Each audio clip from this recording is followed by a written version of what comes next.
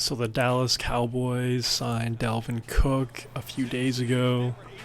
Just another really desperate signing from their end, especially in their running back room. I mean, the fact that they brought back Zeke just says enough about the competence with that area on the team. And then now to sign Cook at the end of training camp. Just not a pretty running back room at all, man. It really is kind of the retirement home for these once amazing backs. Fair play to them, but man, as of right now, the running backs on the Cowboys depth chart is Zeke, Ricky Dowdle, Royce Freeman, and Deuce Vaughn, and of course, Dalvin Cook. Now, who's going to be RB1 week 1 on the road against Cleveland? I'm assuming it's going to be Zeke. That would make sense. Dalvin Cook played with the Jets last year. He didn't do a thing. He really didn't do a thing. He had 67 rushing attempts for 214 yards. And you know what? He joined the Ravens in the playoffs, and he actually had a good game, I think, against the Texans, I believe. He didn't go off, but like he looked kind of like Dalvin Cook. So I guess it's possible for Dalvin Cook and Zeke to show some flashes of the past, but yeah, man, just kind of like a weird way that Jerry has addressed the running back room this whole offseason. I just don't know why he couldn't sign a better guy or maybe draft a guy. Like, there were a few RBs available in the later rounds of the draft, like Blake Corum. Blake Corum would have been a star on Dallas. That would have been really entertaining. But yeah, we'll see what happens. Like I said, maybe we'll just get flashbacks of Cook and Zeke, and maybe it'll all work out. To be honest, the more I think about the Cowboys for this upcoming year, the more of just a huge question mark it is. Because I know losing Dan Quinn is definitely a big loss, but Mike Zimmer has been a DC for a long time, was the head coach of the Vikings as well. So the guy knows defense. He definitely knows defense, and I know the Cowboys lost some pieces, but you know, it was a playoff team last year, and I still think they're there. Like, they're at that playoff bubble at the very least. Can they make the playoffs again? We'll see. I really think it all comes down to the quarterback play with Dak Prescott. I have a sneaky feeling he might get hurt this year. I don't know. I don't know. I just have a weird feeling. And especially like with all the Trey Lance stuff this past preseason, my spidey senses are tingling. I just have a feeling he's going to get hurt this year. And that whole NFC East in general is pretty mysterious as well. Like Dan Quinn, Jaden Daniels, Cliff Kingsbury, and company. I don't know, like that could be shades of RG3's rookie year where they made the playoffs and it was a really electric year. Man, I don't know if anyone remembers watching RG3. What was that, like back in like 2011, 2012? Man, he went off that rookie year, but obviously he dealt with a ton of injuries and he really didn't last long.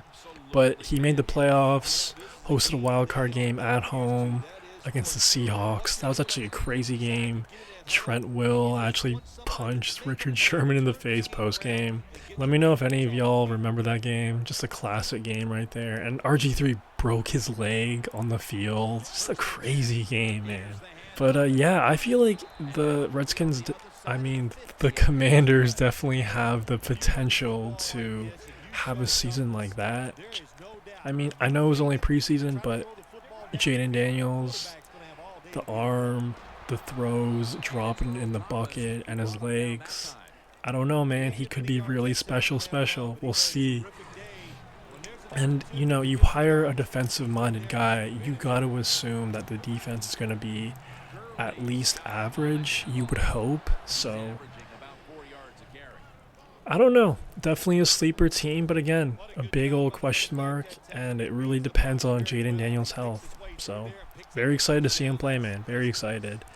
And then you got the Eagles. A lot of smoke there, man. A lot of smoke. Kellen Moore, Nick Sirianni, the Jalen Hurts relationship with his head coach, Saquon Barkley. I know for sure the defense of the Eagles is going to be better. Vic Fangio is an all-time DC terrible head coach, but as a defensive coordinator, he's definitely going to up the levels on that defense. But offensively, Jalen Hurts, he's had one good year. So, I don't know. That's kind of a mystery, too. I'd say the Giants are the only team in the NFC East where we could kind of predict that they're not going to be great. I mean, Daniel Jones. I'll just leave it at that. Just Daniel Dimes. Like, come on, man. Like, I don't know. But yeah, man. Let me know what y'all think about the Cowboys and the NFC East going into this year. I really think it's a huge question mark, man. I really do. I know a lot of people are writing the Cowboys off just because they're the Cowboys and Dak Prescott, Jerry Jones, but it's still a playoff bubble roster at the very, very least. So I don't know. The more I think about it, the more I think like people are really kind of sleeping on this team. Again, obviously this is not a Super Bowl caliber team, but to expect this team to kind of have an awful year, I guess it's in the realm of possibilities, and at one point I did think that was possible. It still is, especially if Dak gets hurt, but I don't know. It could be a wacky entertaining year, especially if Trey Lance gets in there. That'd be entertaining. But yeah, man.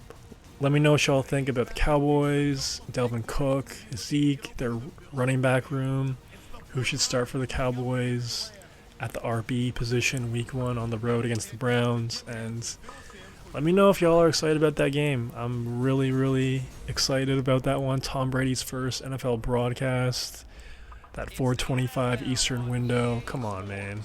So fired up. Exactly 1 week until the Ravens and the Chiefs kick off. Man, it's been a long time coming. Hope y'all have a good day. That's all I got for right now. Peace.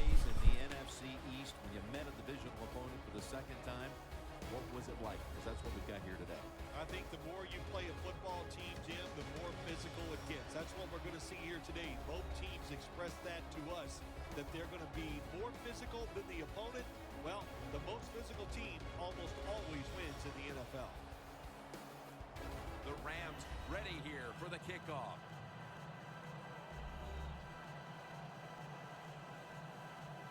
The 49ers are ready to run back this kick.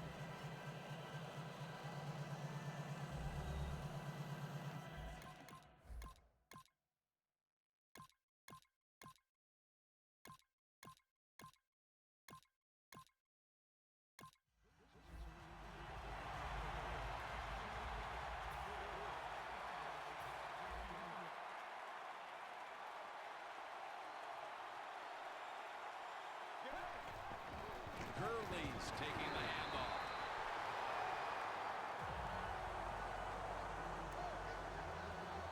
Second down with the defense ready to pounce. Second down and 10. Got the completion. Picks up 8 here. The Rams do a good job that time on second down. They don't force the football down the field. They throw it short. They pick up some solid yards to make it a good situation for them. 3rd and short. Donnell with the reception. That's a gain of 7.